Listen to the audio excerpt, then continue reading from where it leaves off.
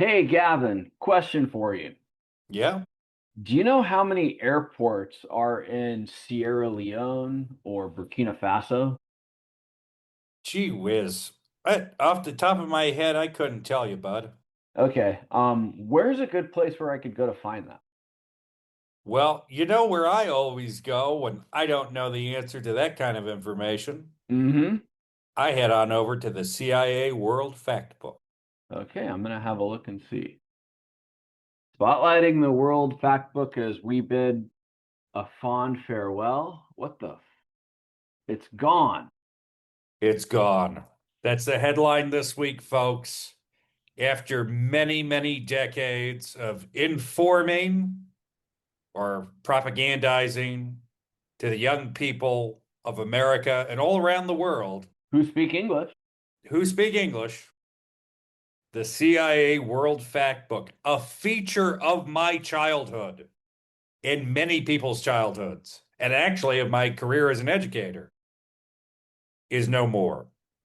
It was officially retired. It was sunsetted. I believe that's the word people have used on February 4th, 2026, a day that will live in infamy, as far as I'm concerned, because good Lord, that was a resource. Yeah. If you have not encountered the CIA World Factbook, it is a compendium of every country in the world and all kinds of interesting information about that country, presented in probably the most dry, boring format you could imagine. Mm-hmm. If you wanted to know what percentage of the population in Singapore were practicing Buddhists from what particular sect, that's where you go. You want to find out what the leading uh, non-communicable diseases are in Liberia, that's where you go. It Yep. was a treasure trove. You want to find the colors of flags or pictures of these countries too. It's where you go. Geographical information, historical précis, everything you need in one place. Mm-hmm. And it was just there. And I guess in that naive way that a lot of people have about life, I just kind of assumed it was always going to be there. We talked about this earlier, and I said even as an educator, I have used the fact book as a resource in the classroom. I'm gonna have to tell people. I'm gonna have to break this news to kids, which I'm not looking forward to. Um, because they kind of loved having that at their fingertips. Once you know it's there, it's like, whoa, all of this information. Yep. And And it's just not there anymore. no, and I feel for eighth graders now because I had to I write a do. paper back in eighth grade on Lebanon, and I basically went on the CIA World Factbook website and Yeah. copied 95% of it. I just imagined writing in big red letters. Paraphrase. Paraphrase. Yep. Paraphrase, Dave. You can do it. I Yep. believe in you. But yeah, and now, Dave, what are the implications of this, and why should we care about the disappearance of the CIA World Factbook? And I know you think we should, and I Well, know I think we should, but I want to hear why. well, I have a feeling Jimmy Wales and Wikimedia are probably dancing right now because they're probably going to get a lot more hits.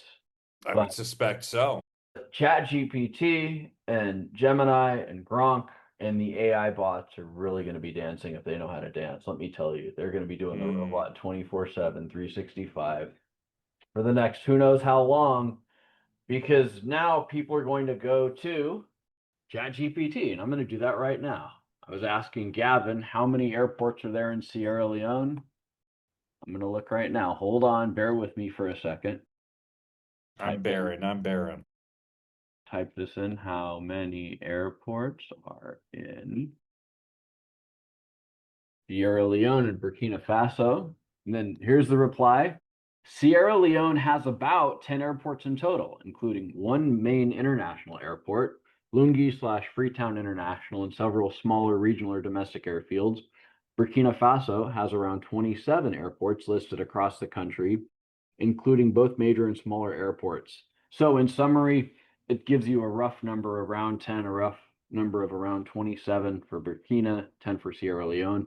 If you want to break down what your international versus domestic, I can list that too. CIA World Factbook had all of this information at your fingertips. Now you've got to ask the question either more specifically, or you've got to go through a couple of queries to get your answer. And notice, And it's not written in a very dry, boring way no. that CIA World Factbook was. And notice that it asked, what do you want to know more about? And the wonderful thing about these textual resources was it was just there.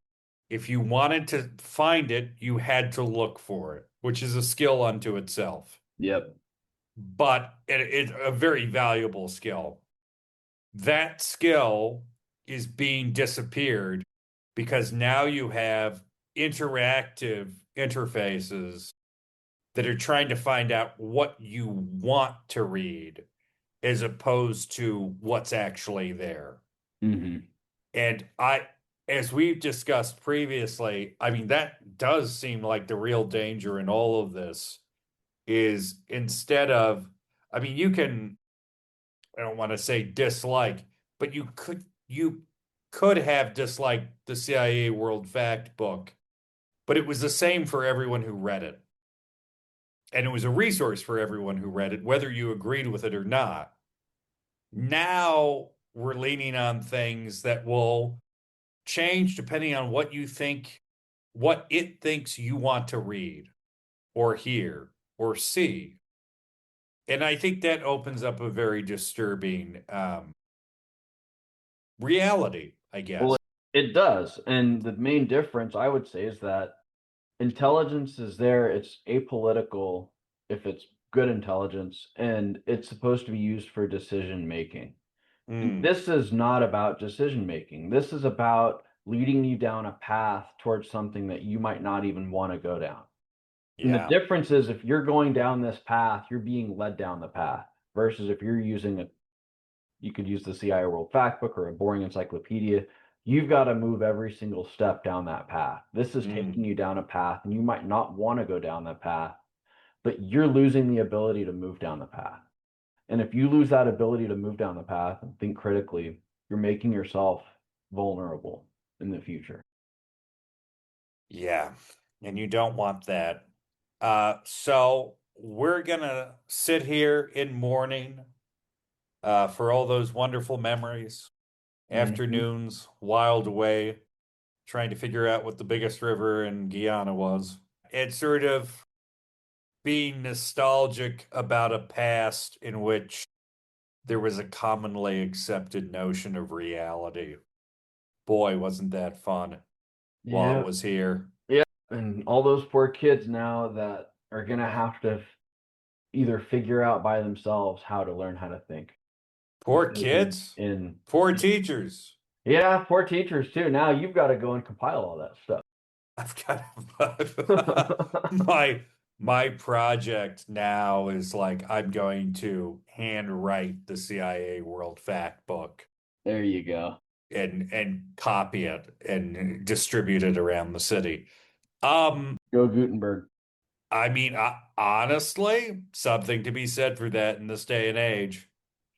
On that note, please like, comment, subscribe, share with a friend. If you find this interesting, let us know.